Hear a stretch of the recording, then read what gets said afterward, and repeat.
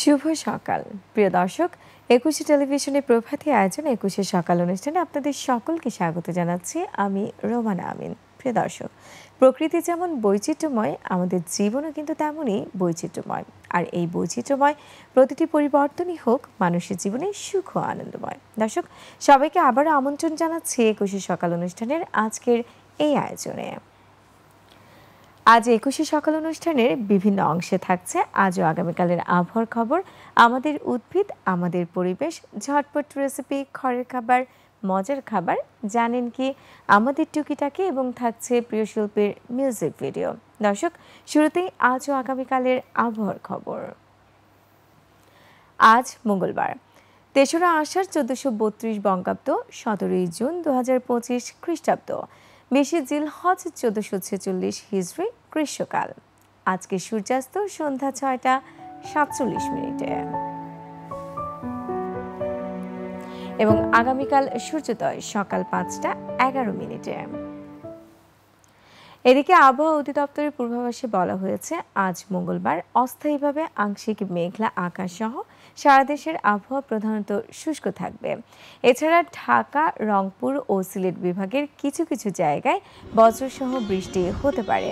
এছাড়া দেশের অন্যান্য জায়গায় অস্থায়ীভাবে আংশিক মেঘলা আকাশ সহ আবহাওয়া প্রধানত শুষ্ক থাকতে পারে।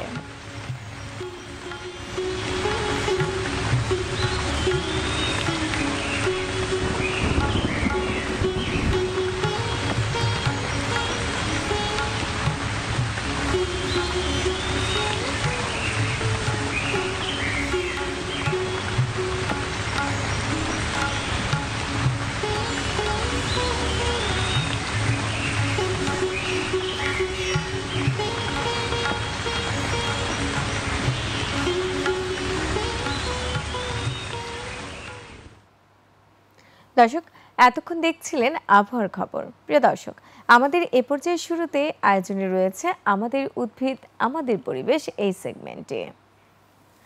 আমাদের সবার জীবনে সবচেয়ে গুরুত্বপূর্ণ উপাদান হলো উদ্ভিদ। আর মানুষ বেঁচে থাকার জন্য উদ্ভিদ থেকে যেমন অক্সিজেন গ্রহণ করে, তেমনি কিন্তু উদ্ভিদও মানুষ থেকে কার্বন ডাই অক্সাইড গ্রহণ করে।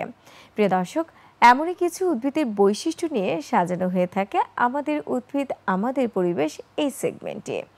বসন্তকালের গাঢ় কমলা লাল রঙের ফুল পলাশ ফুল যখন ফোটে, তখন মনে হয় যেন প্রকৃতি তার সমস্ত রং উজাড় করে দিয়েছে। এই ফুলের তীব্র উজ্জ্বলতা এবং মনোমুগ্ধকর সৌন্দর্য একে জঙ্গল কি আগুন বা ফ্লেম অফ দ্য ফরেস্ট নামে পরিচিতি দিয়েছে। পলাশ গাছ মাঝারি আকারের পর্ণমোচী বৃক্ষ।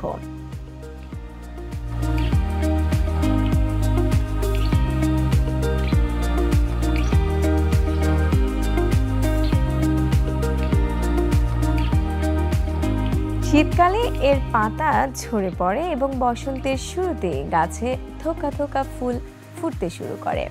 এই সময়টাই পলাশ বনের দূর থেকে দেখা দৃশ্য যে কোনো শিল্পীর ক্যানভাসের জন্য খুবই উপযুক্ত। ফুলের তীব্র লাল রং দূর থেকে এতটাই উজ্জ্বল দেখায় যে মনে হয় যেন গাছে আগুন লেগেছে।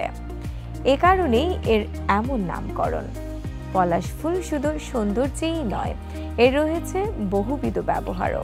প্রাচীনকাল থেকেই এর ফুল, পাতা, ছাল এবং কাঠ বিভিন্ন কাজে ব্যবহৃত হয়ে আসছে।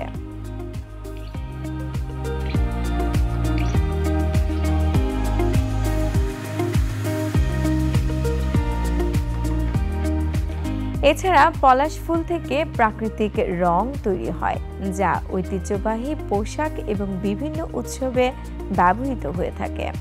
বিশেষ করে হোলি উৎসবে পলাশ ফুলের রং ব্যবহারের প্রচলন অনেক পুরনো।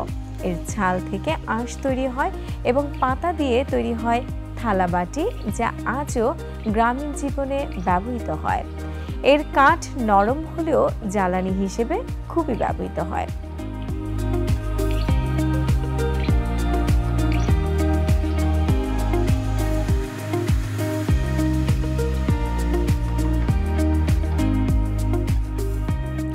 পলাশ ফুল কেবলই কিন্তু একটি ফুল নয়, এটি বাঙালি সংস্কৃতি ও ঐতিহ্যের সঙ্গে ওতপ্রোতভাবে জড়িত।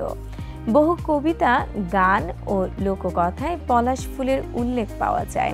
এটি বসন্তের আগমনী বার্তা বয়ে আনে এবং প্রকৃতির পুনরুজ্জীবনের প্রতীক হিসেবে বিবেচিত হয়। ফাল্গুন ও চৈত্র মাসে যখন প্রকৃতি তার নতুন রূপে সেজে ওঠে, তখন পলাশের অগ্নিবর্ণা শোভা এক ভিন্ন মাত্রা যোগ করে। এই ফুল আমাদের মনে করিয়ে দেয় প্রকৃতির অপার সৌন্দর্য এবং ঋতুচক্রের চিরন্তন প্রবাহ। তবে বর্তমানে নগরায়ন এবং বন উজাড়ের কারণে পলাশ গাছের সংখ্যা কমছে। এই অমূল্য প্রাকৃতিক সম্পদকে রক্ষা করা আমাদের সকলের দায়িত্ব। পলাশ ফুল কেবল চোখ জুড়ানো সৌন্দর্যই নয়, এটি আমাদের পরিবেশের একটি অবিচ্ছেদ্য অংশও বটে। প্রিয় দর্শক, এতক্ষণ দেখছিলেন আমাদের উদ্ভিদ আমাদের পরিবেশ এই সেগমেন্টে। দর্শক, আমাদের এবারে আয়োজনে রয়েছে ঝটপট রেসিপি, ঘরের খাবার, মজার খাবার সেগমেন্টে। দিনের শুরুটা যখন ডাইনিংয়ে, তখন কিছুটা মুখরোচক আর কিছুটা স্বাস্থ্যসম্মত খাবারই রাখা উচিত সব রকমের নাস্তায়। কেননা অনেকেরই মুখে অরুচি থাকে, আর তাই তো সব রকম নাস্তার প্রস্তুতি হওয়া চাই খুবই ভালো, তবেই না সারাটা দিন কাটবে খুব ঝকঝকে। ভোজনপ্রিয় সেসব মানুষদের জন্য আমাদের আজকের খাবার রেসিপির এই আয়োজন। হ্যাঁ দর্শক, আজ আমরা শিখব কিভাবে খুব সহজে এগ টোস্ট রোল বানাতে হয়। এবার আপনাদের জানিয়ে দিচ্ছে কি কি উপকরণ লাগবে এই এগ টোস্ট রোল বানাতে। উপকরণগুলো হলো ডিম, ব্রাউন ব্রেড, মেয়োনেজ, গোলমরিচ এবং ধনেপাতা। প্রিয় দর্শক, চলুন এবারে দেখে আসি প্রস্তুত প্রণালীর একটি ভিডিও ক্লিপ।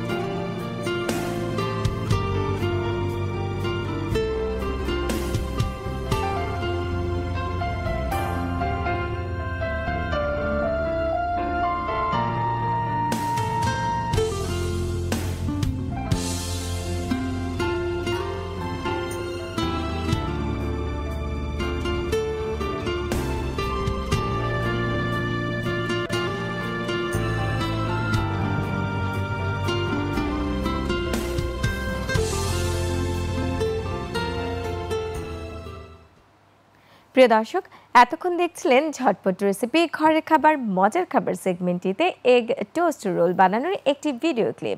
দর্শক, 21শে সকালে এই পর্যায়ে নিচ্ছি ছোট্ট একটি বিজ্ঞাপন বিরতি। তবে বিরতির পর রয়েছে আরও অনেক আয়োজন, আমাদের সাথেই থাকুন।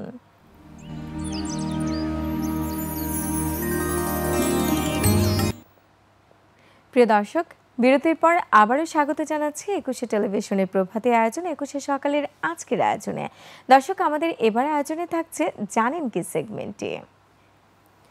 কতই না বিচিত্র এই পৃথিবী, আবার প্রাণেরও কতই না বিপুল সমারোহ।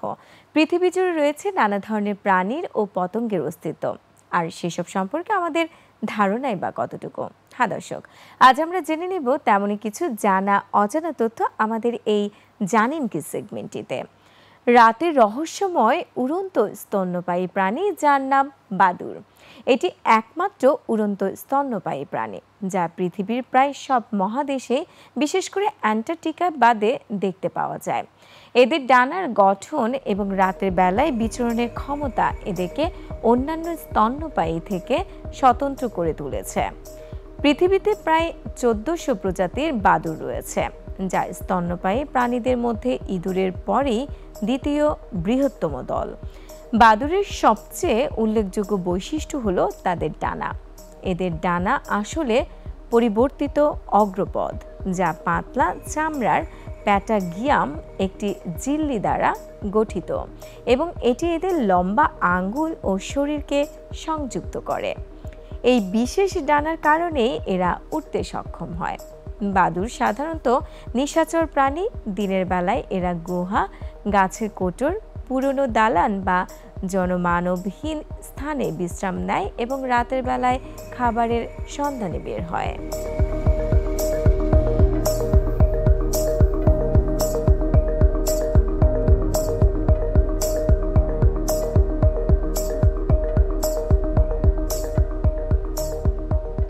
এছাড়া বাদুড়দের খাদ্যাভ্যাস বেশ বৈচিত্র্যপূর্ণ। বেশিরভাগ বাদুড়ই কীটপতঙ্গ ভুক। এরা মশা, মাছি, মথ সহ বিভিন্ন ক্ষতিকারক পোকামাকড় খেয়ে কৃষিক্ষেত্রে গুরুত্বপূর্ণ ভূমিকা পালন করে। কিছু বাদুড় আবার ফলমূল খায়। এদের ফল ভুক বাদুড় বলা হয়। এরা পরাগায়ন ও বীজ বিস্তারে সাহায্য করে, যা বনাঞ্চলের বাস্তুতন্ত্রের জন্য অত্যন্ত জরুরি। আবার কিছু বাদুড় আছে যারা ফুলের মধু ও পরাগ খায়। এদের মধুভুক বাদুড় বলা হয়ে থাকে। এমনকি কিছু বাদুড় মাছ বা ছোট সরীসৃপ শিকার করে খায় এবং দক্ষিণ আমেরিকার কিছু প্রজাতির বাদুড় রক্ত পান করে। এদের ভ্যাম্পায়ার বাদুড় বলা হয়।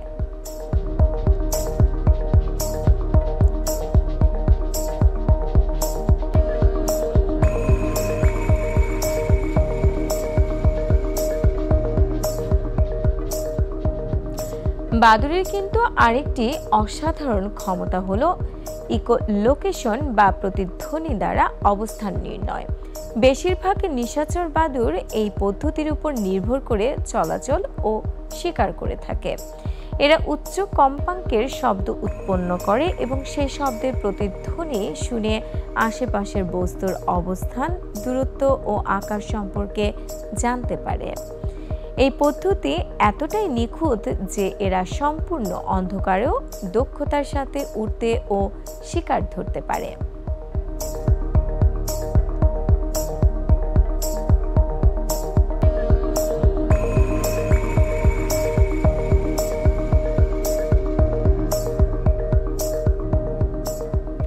পরিবেশগত দিক থেকে বাদুড় অত্যন্ত গুরুত্বপূর্ণ একটি প্রাণী। এরা ফসলের ক্ষতিকারক পোকামাকড় দমন করে, যা কৃষকদের রাসায়নিক কীটনাশকের ব্যবহার কমাতে সাহায্য করে। এছাড়া ফলভুক বাদুড়রা বিভিন্ন গাছের পরাগায়ন ও বীজ বিস্তারে সাহায্য করে, যা অনেক বনাঞ্চলের জীবনচক্রের জন্য অপরিহার্য। যেমন আম, কলা, পেঁপে সহ আরও অনেক ফলের পরাগায়নে বাদুড়ের ভূমিকা রয়েছে। তবে বাদুড় সম্পর্কে সমাজে অনেক ভুল ধারণা এবং কুসংস্কার প্রচলিত আছে। এদেরকে প্রায়শই ভয়ের চোখে দেখা হয়। কিছু রোগ যেমন রেবিস ছড়ানোর জন্য এদের দায়ী করা হলেও খুব কম বাদুড়ের শরীরেই এই রোগ জীবাণু পাওয়া যায় এবং এরা সাধারণত মানুষের সংস্পর্শ এড়িয়ে চলে। বাসস্থান ধ্বংস, কীটনাশকের ব্যবহার এবং মানুষের সৃষ্ট ডিস্টারবেন্সের কারণে বাদুড়ের অনেক প্রজাতি আজ হুমকির মুখে। এই উপকারী প্রাণীটিকে রক্ষা করার জন্য জনসচেতনতা বৃদ্ধি এবং এদের প্রাকৃতিক বাসস্থান সংরক্ষণের উদ্যোগ নেওয়া অত্যন্ত জরুরি।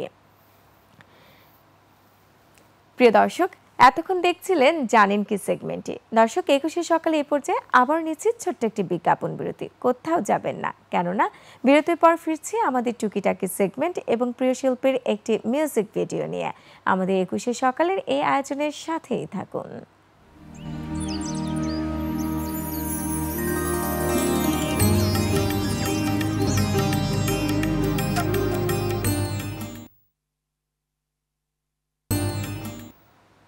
প্রিয় দর্শক, বিরতির পর আবারও স্বাগত জানাচ্ছি একুশে টেলিভিশনের প্রভাতী আয়োজন একুশে সকালের আজকের আয়োজনে।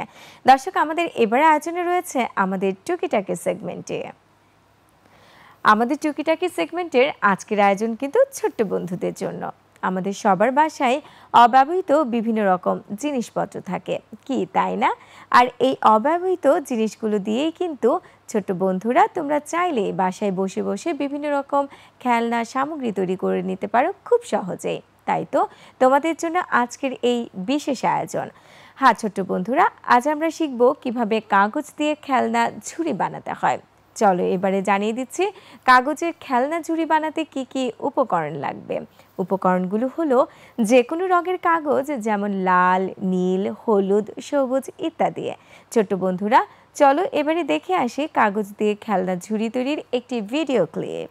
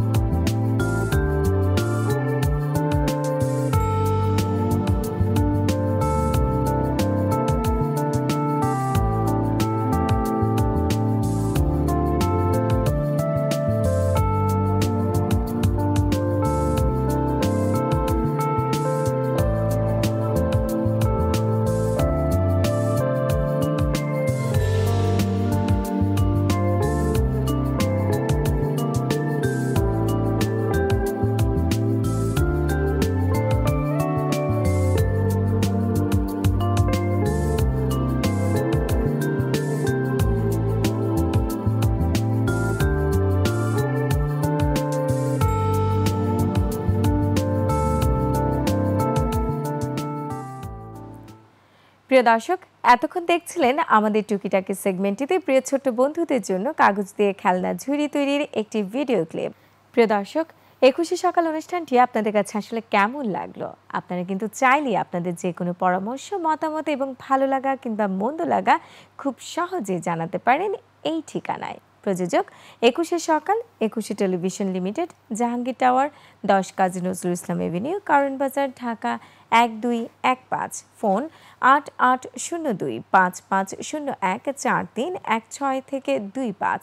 ইমেইল সকাল@21-tv.com। আমাদের এই অনুষ্ঠানটি দেখতে পারবেন www.youtube.com/etv lifestyle এই ইউটিউব চ্যানেলে। আমরা থাকবো আপনাদের সেই সব গুরুত্বপূর্ণ মতামতের অপেক্ষায়। দর্শক, আমরা অনুষ্ঠানে একেবারেই শেষ প্রান্তে চলে এসেছি। আর প্রতি রবি থেকে বৃহস্পতিবার নতুন নতুন বিষয়গুলো নিয়ে কিন্তু হাজির হচ্ছি আপনাদেরই কাছে। আগামীকাল আবারও দেখা হবে নতুন নতুন বিষয় নিয়ে। ততক্ষণ পর্যন্ত সবাই ভালো থাকুন, সুস্থ থাকুন আর অবশ্যই চোখ রাখুন একুশে টেলিভিশনের পর্দায়।